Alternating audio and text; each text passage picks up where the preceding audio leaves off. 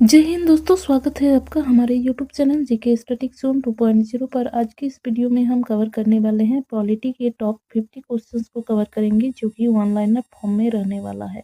यहाँ से आपको एग्जाम में क्वेश्चन देखने को मिलेगा, चाहे आप किसी भी कॉम्पिटिटिव एग्जाम की तैयारी कर रहे हैं तो वीडियो को पूरा देखिए। वीडियो पसंद आए तो वीडियो को लाइक करें, चैनल में नए हैं तो चैनल को सब्सक्राइब करके हमें सपोर्ट करें।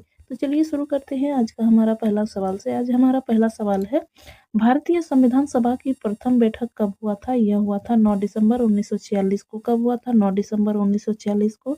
संविधान सभा का स्थायी अध्यक्ष जो चुना गया था वो चुना गया था डॉक्टर राजेंद्र प्रसाद को। किनको? तो डॉक्टर राजेंद्र प्रसाद को। संविधान सभा का अस्थायी सदस्य जो अध्यक्ष जो चुना गया था यह था डॉक्टर सच्चिदानंद सिन्हा। कौन था? डॉक्टर सच्चिदानंद सिन्हा। संविधान सभा की प्रारूप समिति के जो अध्यक्ष थे यह थे डॉक्टर भीमराव अंबेडकर। कौन थे? डॉक्टर भीमराव अंबेडकर। संविधान सभा का औपचारिक रूप से जो प्रतिपादन किया गया था यह किया था एम.एन. रॉय ने। किसने किया था? तो एम.एन. रॉय ने किया था। भारत में संविधान सभा गठित करने का जो आधार था वह क्या था? यह था कैबिनेट मिशन योजना। कौन सा था? तो कैबिनेट मिशन योजना के तहत भारतीय संविधान का गठन किया गया था, जो कि 1946 में किया गया था। सर्वप्रथम भारतीय राष्ट्रीय कांग्रेस द्वारा संविधान सभा के गठन की जो मांग किया गया था यह किया गया था 1936 में, जो कि फैजपुर में किया गया था। कहाँ पे किया गया था? तो फैजपुर में किया गया था। कैबिनेट मिशन के जो योजना के अनुसार संविधान सभा में जो सदस्य होने थे वह थे 389। कितने से? 389। संविधान के पुनर्गठन के फलस्वरूप 1947 तक संविधान सभा के सदस्यों की जो संख्या रह गई थी वह थी 299। कितना रह गई थी? 299। संविधान सभा में देशी रियासतों के जो प्रतिनिधि थे वे थे 70। कितना थे? 70। संविधान के गठन की मांग सर्वप्रथम जो किया गया था 1895 में, यह बाल गंगाधर तिलक द्वारा किया गया था। किनके द्वारा किया गया था? तो बाल गंगाधर तिलक द्वारा किया गया था। संविधान सभा में किस देशी रियासत के प्रतिनिधि ने भाग नहीं लिया था? तो यह जो है हैदराबाद ने नहीं लिया था। बी.आर. अम्बेडकर कहाँ से संविधान सभा में निर्वाचित हुए? तो यह निर्वाचित हुए थे बंगाल से। कहाँ से? तो बंगाल से निर्वाचित हुए थे। आपका अगला सवाल है, संविधान सभा का संवैधानिक सलाहकार किसे नियुक्त किया गया था? यह किया गया था बी.एन. राव को। किनको किया गया था? तो बी.एन. राव को किया गया था। संविधान सभा की प्रारूप समिति का जो गठन किया गया था यह किया गया था 29 अगस्त 1947 को। संविधान की प्रारूप समिति के समक्ष प्रस्तावना का प्रस्ताव जो रखा गया था यह जवाहरलाल नेहरू द्वारा रखा गया था। किनके द्वारा रखा गया था? जवाहरलाल नेहरू द्वारा रखा गया था। संविधान जो है वह लागू हुआ था 26 जनवरी 1950 को। कब लागू हुआ था? 26 जनवरी 1950 को। संविधान सभा की संघीय शक्ति जो समिति के अध्यक्ष थे यह थे जवाहरलाल नेहरू। कौन थे? जवाहरलाल नेहरू थे। राज्यसभा के लिए नामित प्रथम फिल्म जो थी, यह फिल्म अभिनेत्री जो थी वह थी नरगिस दत्त। कौन थे? नरगिस दत्त।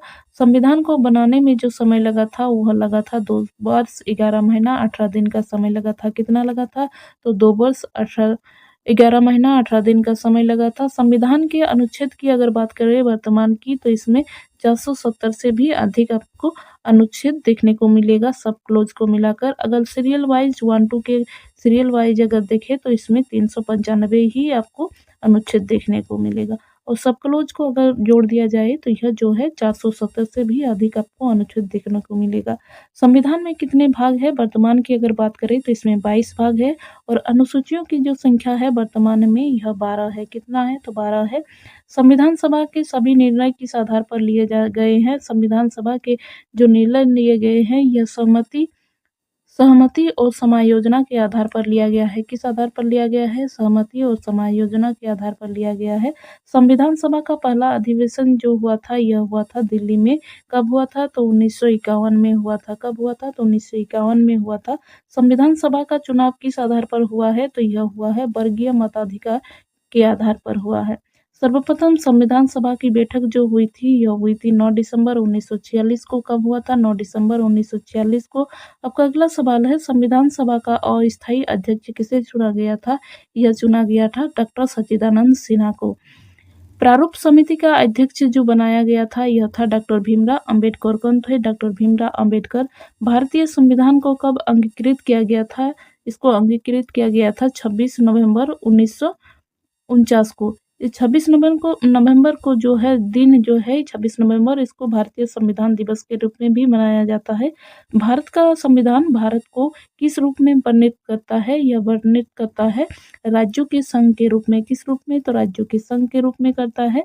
भारतीय संविधान के अनुसार राजनीति शक्ति का आधार क्या है? यह है भारत की जनता। क्या है? भारत की जनता। भारत का संविधान भारत के लिए किस प्रकार की सरकार की व्यवस्था करता है? तो यह संसदीय की व्यवस्था करती है। भारतीय गणराज्य का संवैधानिक अध्यक्ष जो होता है वह होता है राष्ट्रपति। कौन होता है? राष्ट्रपति। संविधान में वर्णित मौलिक अधिकारों की रक्षा कौन करता है? यह किया जाता है सर्वोच्च न्यायालय द्वारा। किनके द्वारा? सर्वोच्च न्यायालय द्वारा। मिनी कॉन्स्टिट्यूशन जो कहा जाता है, यह कहा जाता है 42वें संविधान संशोधन को। संविधान का जो रक्षक कहा जाता है यह उच्चतम न्यायालय को कहा जाता है। संविधान की आत्मा जो कहा जाता है यह प्रस्तावना को कहा जाता है। किसको कहा जाता है? प्रस्तावना को कहा जाता है। भाषा के आधार पर पहला जो राज्य का गठन किया गया था यह किया गया था आंध्र प्रदेश को। कब किया गया था? 1953 को किया गया था। कब किया गया था? तो 1953 को।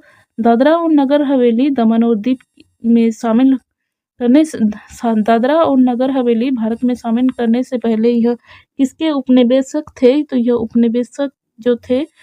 उपनिवेश जो थे यह पुर्तगाल के थे। किसके थे? पुर्तगाल के। मौलिक अधिकारों की संख्या अगर वर्तमान की बात करें तो इसमें 6 है।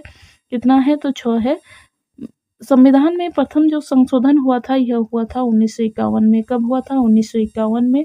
भारत का पहला आम बजट 1952 में किसने प्रस्तुत किया था? यह प्रस्तुत किया गया था पीके शनमुखम शेट्टी द्वारा। किसके द्वारा?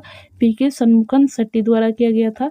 संविधान में कितने मूल कर्तव्यों का उल्लेख किया गया है? तो 11 मूल कर्तव्यों का उल्लेख किया गया है। संघीय कार्यपालिका की शक्ति जो निहित होती है यह राष्ट्रपति में निहित होती है। किसमें होती है? तो राष्ट्रपति में निहित होती है।